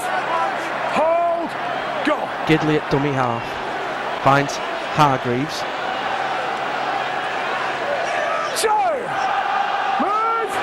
Move! Hold! Go! Diskin at dummy half, finds Burrow. Here is Ali Lawatiti. Lawatiti gets it back to Maguire. Maguire tries to get on the outside along but can't. Go! Senior at dummy half, finds Lawatiti. Leeds fans have lifted since his arrival. Go! Here is Burrow. Burrow looking to take the line on, finds Sinfield back to Ian Kirk. 4! Move! Go! Diskin at dummy half, finds Sinfield. Sinfield looks to take the line on. Had an offload on, but only Roby there to collect it. Last tackle, Diskin at dummy half. Diskin on his own. Matt Diskin's over, and Leeds have scored. Steve Ganson's going to go upstairs to check. This could be a second Grand Final try for Matt Diskin. John Wilkins got his head in his hands. It's all on what happens in this corner now, and it's obviously going to be confirmed. The Leeds fans are celebrating already, and it's a second Grand Final try for Matt Diskin, and it's confirmed, and Leeds are on the board, and it's Matt Diskin who's crashed over from dummy half for the first Leeds score of the night. It's Kevin Sinfield taking extra care over this kick. It will bring Leeds back to within 2 points if he's successful. Here is Sinfield, kicks on the way, and he's hit the post, and it's bounced away. So the latest score here, with 33 minutes on the clock, is Leeds Rhinos 4, St Helens 8. As Paul Wellens gets us back underway, James Graham and Lee Gilmore have gone off, as Burgess takes it in for the Rhinos. Good strong run from Luke Burgess. Paul Cloughey's one, we'll bring you the other one in a minute. It's Murray Falstavallou's Diskin. He's wrapped up by Wilkin and Price. Here's Maguire at dummy half, finds Ian Kirk. Move! Hold! Go! Maguire at dummy half, finds Burrow. Burrow coming crossfield, looking for a gap, but Gidley tracked him all the way and brings him to ground. Webb at dummy half, finds Bailey. And Bailey fights to get to halfway. Go! Diskin at dummy half, last tackle for Leeds, as Burrow will feed this scrum. Sinfield from the base finds Lee Smith. Move! Hold! Go! Burrow at dummy half, finds Webb. Here is Lawatiti. Move! Go! Webb again at dummy half, goes on his own. Move! Go! Diskin now, finds Burgess. Good run from Luke Burgess. Move! Go! Burrow at dummy half. Outside. Will kick. He's outside the 40. He's managed to turn Wellens though.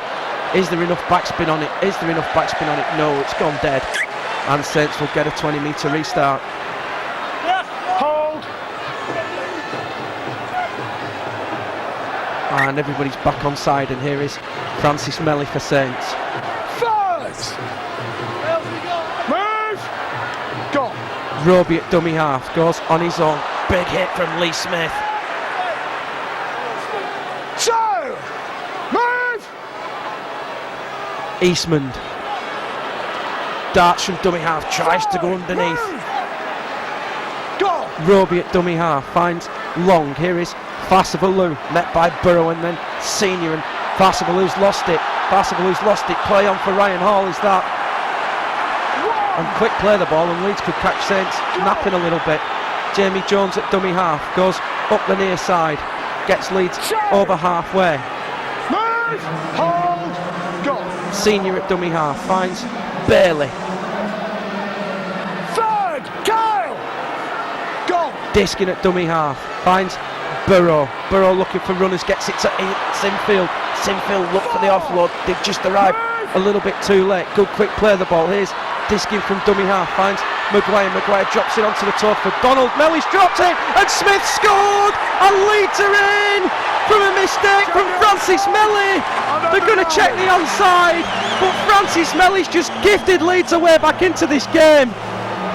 There's no problems with this, everybody's onside. Francis Melly's come up with a king error, and Lee Smith is going to get another grand final try for Leeds. Can't see there being any problem with this at all.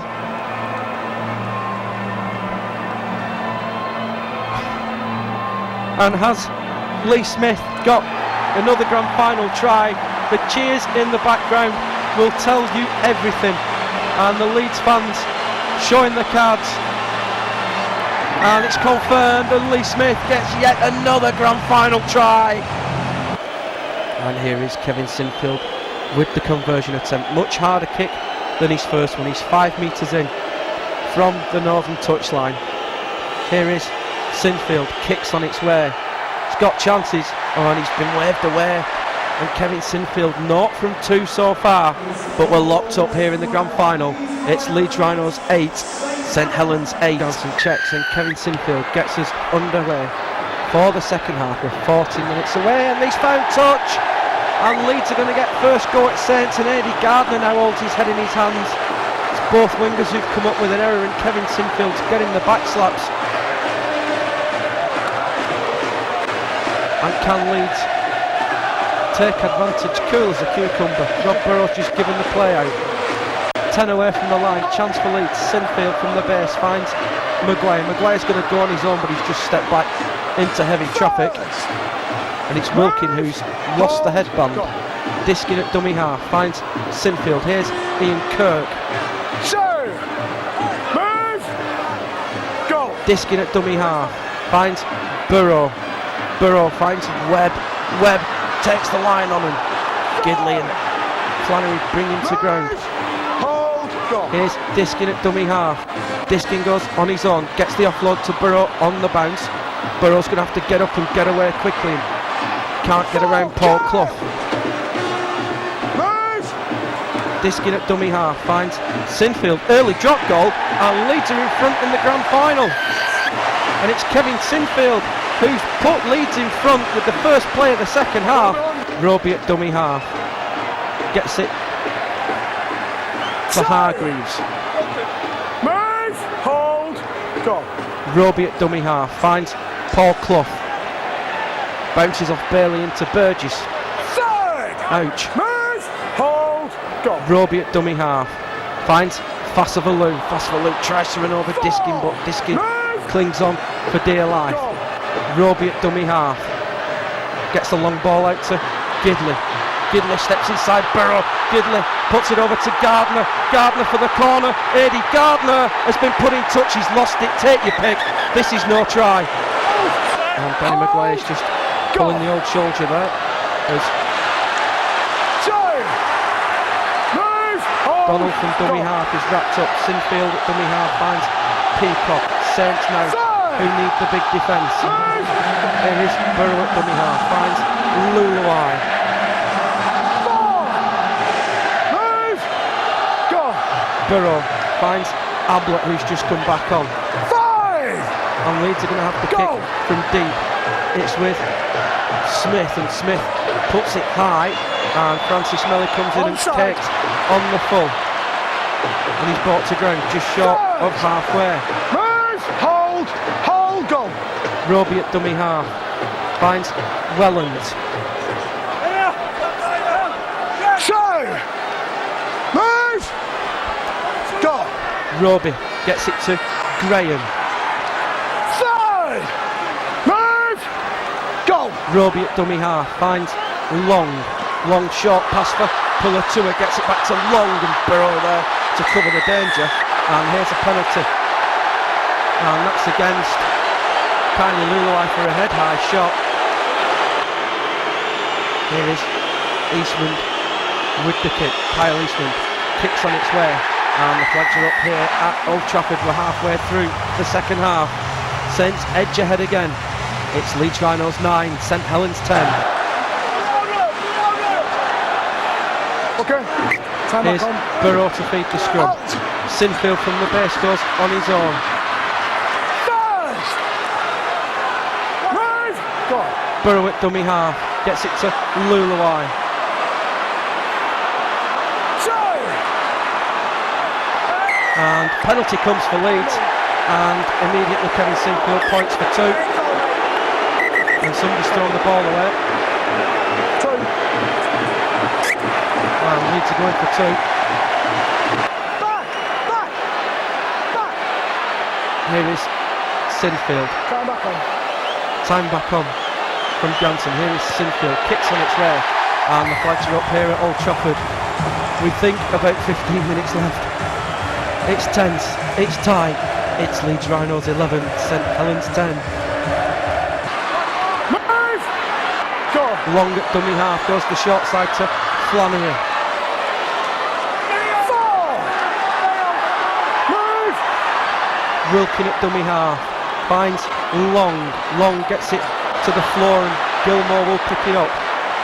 Have Leeds got the defence organised? No. Wellens gets it to Melly out for Eastman. He's got in touch, Eastman. He's got in touch. Gets it to Maguire. Maguire's just going to drop it behind Wellens. Hope it sits up on the turf. It's going to sit up. Great kick from Danny Maguire. Wellens has fallen. Smith, didn't bring Wellens to ground first time. I think he was trying to bump him into the in goal as Price finds Melly. Melly's lost it! And Leeds are going to get it back in good field position. Danny Maguire's just told to settle it down. And Leeds are going to get 6 from the line, and Diskin at dummy half finds Bailey up the near side. Please Ryan, get your first try in 2 years now.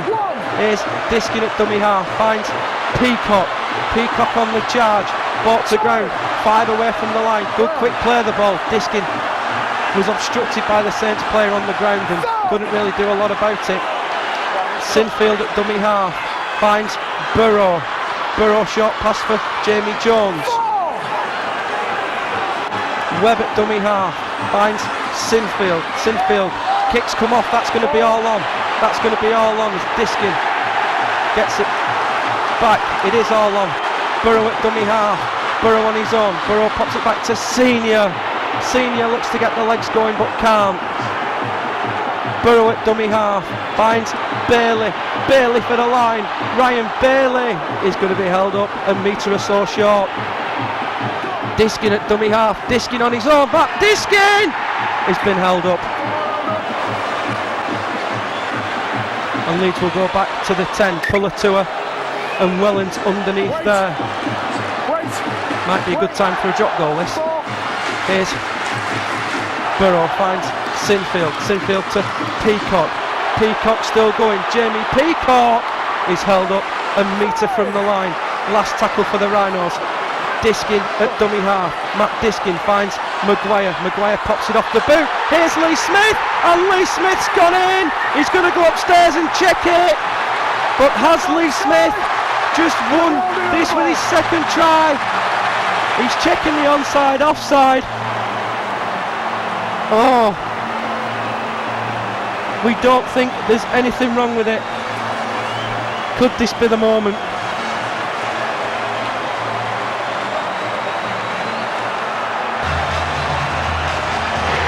And it's been given, and Leeds have been given the try, and it's a second for Lee Smith.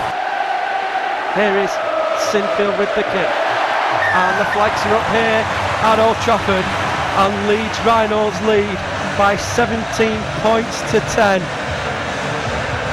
Oh, my clock's just gone over 40 on a running clock. Diskin at dummy half, finds Maguire, pops it up to Bailey. Bailey tries to get away from Pulatua but can't. Here's Diskin, last tackle, Burrow, drop goal, and Rob Burrow sticks the nail in the coffin with his second grand final drop goal. Here's Maguire, and a penalty against Saints for offside, and Graham goes straight for Bailey. And I think Kevin Sinfield's going to calm this down and take the two. Offside. And 3, 2, 1. This is the end of the game. This is the end of the game. Kevin Sinfield's put it into touch, and it's not the end of the game. He's not tapped it, but that's it. That's it. Leeds are 3 times champions here at Old Trafford. They've won by 18 points to 10. 2 tries for Lee Smith, 1 for Matt Diskin. Kyle Eastman with the only one in reply, but Leeds have won 3 grand finals in a row. James Graham is disconsolate. History is made here at Old Trafford tonight. Leeds have become the first team to win 3 consecutive grand finals. Oh, what a night. Glory for the Rhinos as the teams go and shake hands. Ryan Bailey's gone to celebrate with the Leeds fans. That's it here from Old Trafford. We hope you've enjoyed the game. Stay with us. We're off back to Headingley and we'll have some reaction from there.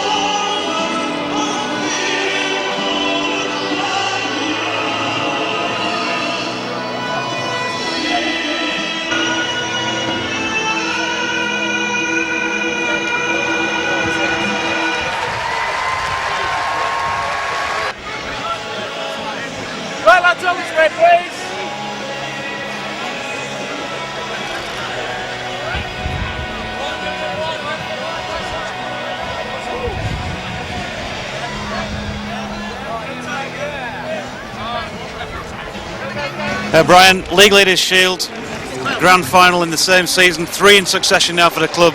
Surely that should silence a few doubters? Yeah, well, I guess so, but more importantly, it just proved us right and you know, give us self-satisfaction.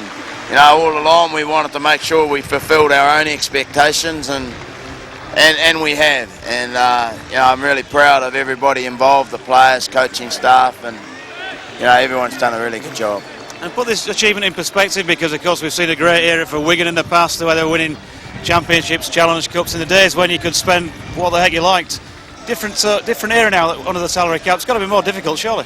Oh, it is. Well, go through all the sports and name anyone that's won 3 in a row.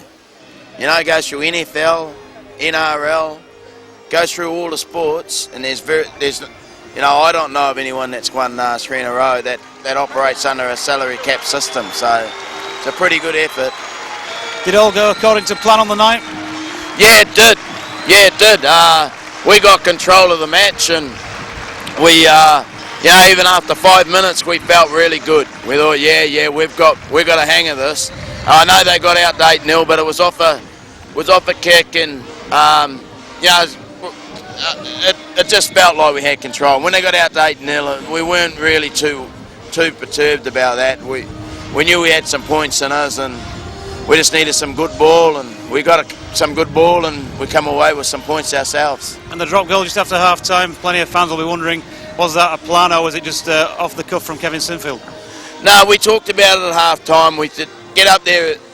First time we're up there, we'll have a shot at trying to get a try, but if not, cut our losses, come away with a point. And it's easier to get the point earlier in the second half than it is at the end. You know, so if it was going to be a close game, you're better off getting your point early, and that was the thoughts behind it. And as it worked out, it you know, it ended up being a big play for us, because it put some heat on Saints. I know they got a penalty and they went ahead by 1, but we got a penalty too and put us ahead by 1 again, and you know, so end up all right. And then of course Smithy come up with the big play, and Danny Maggs off his left foot come up with a special play, and you know, and it got us home. I know as the coach you'd want to spread the acclaim throughout the entire 17, the entire squad, and rightly so, but talk to me about Kevin Sinfield's performance on the night. 40-20, try-saving tackle, long raking kicks, and a drop goal. I mean, just how outstanding was he? He was outstanding.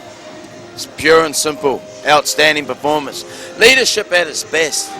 You know, you can tell someone the way, or you can show them the way. Well, he showed them the way. You know, and he, yeah, one of the great performances. I think in big games he's come up with big performances against Melbourne, and when we won the World Club Challenge, he was outstanding. Last year in the Grand Final, he was very, very good too. Last night, yeah, he went, you know, he went one better again, and that's great leadership. Brent Webb went on record as saying it was the hardest game that he's played in. How did you see it? Yeah, it was. That was a hard game. All the players I've spoken to said that's the hardest Grand Final they've been involved in, and that goes, you know, that goes for myself as well, from a coaching perspective. It was a really tough game, and yeah, it's been a pretty tough season actually, and you know, I think the players have done a magnificent job. It's evident for all to see on the stage there with the presentation again and the few words. There's that great family spirit you're trying to foster at the club. We have fostered at the club. Is that the secret to the success at the moment? Well, there really is no secrets to success, really. It is hard work. And we have got a great atmosphere and a great environment, and we concentrate on that first and foremost. So, you know, even when we're recruiting players, we want to recruit good people first, and that's before being a good player. And we talk about that a lot as a group. You know, we want to be honest with each other and have integrity and be humble when we do have success, and that's more important than anything else. And you know, if you get that right, I think the rest of it can come along as well. And talking of recruitment, you've got Brett Delaney, you've got Greg Eastwood coming as well next season, and Danny Medeiros is almost like a new signing. So can you actually get better? Well, I think we can. Yeah, I think the potential of the 2010 squad is huge. We're potentially got a really strong squad, but it it's one thing having potential, but it's the other thing is delivering, and and that's the challenge for us. But everyone needs a break now. We're all, we're pretty tired. We're pretty tired now, and everyone needs a break, and we'll get back and think about 2010 in a month's time. Talking of challenges, just one final question, Brian. The elusive Super League Grand Final and Challenge Cup Final double, is it within your grasp, do you think? I think to win the Challenge Cup and the Super League title in the current environment is really difficult. I think that I think that it can be done. Nothing's impossible. It can be done, but whoever is going to do it's going to have to be pretty smart. And we're not going to get ahead of ourselves. We'll get together next year. We think we've got really good potential in our squad, and we've just got to get in and play some good rugby first, and then we'll build. And timing's everything in winning finals. So we'll get some good footy, good rugby played first, and then we'll see where that takes us. On behalf of all us working on the DVDs throughout the season and all the fans, I think we'd just like to say, Brian McLennan and Leeds Rhinos, thank you very much. Thank you to all of you guys, and thanks to all the supporters and people that watch the DVDs, and look forward to 2010.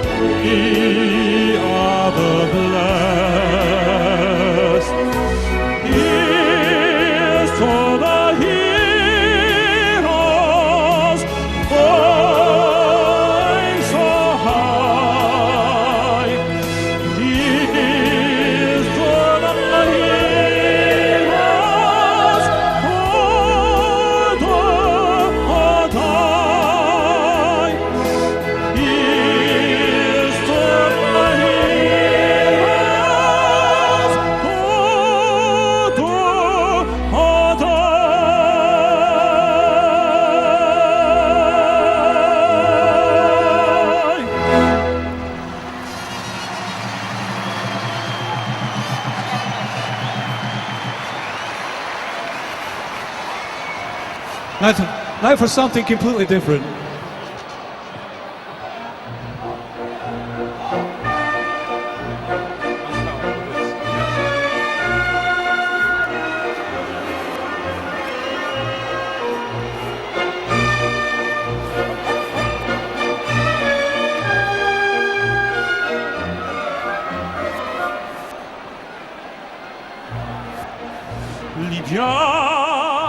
Libiamo negli eti calici che la bellezza infiora e la fuggevol ora si nebria voluta libiane dolci fremiti che suscita l'amore poiché quello che al cuore onnipotente va libiamo amore fra i calici più caldi baci avrà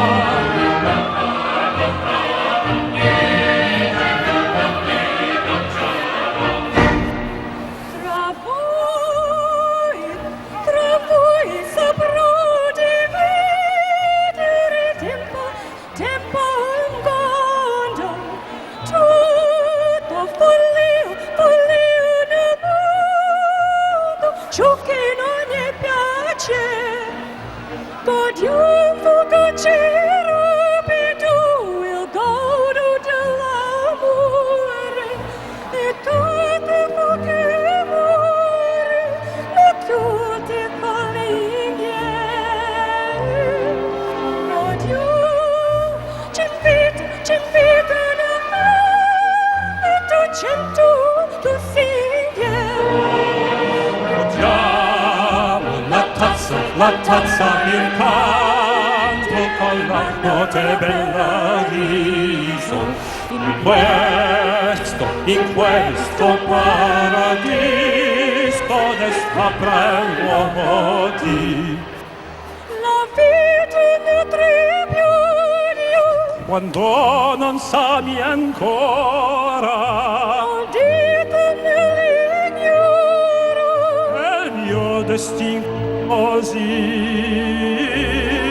godiamo la tazza il cantico la notte bella riso in questo paradiso ne scopre l'uomo di ne scopre di ne scopre di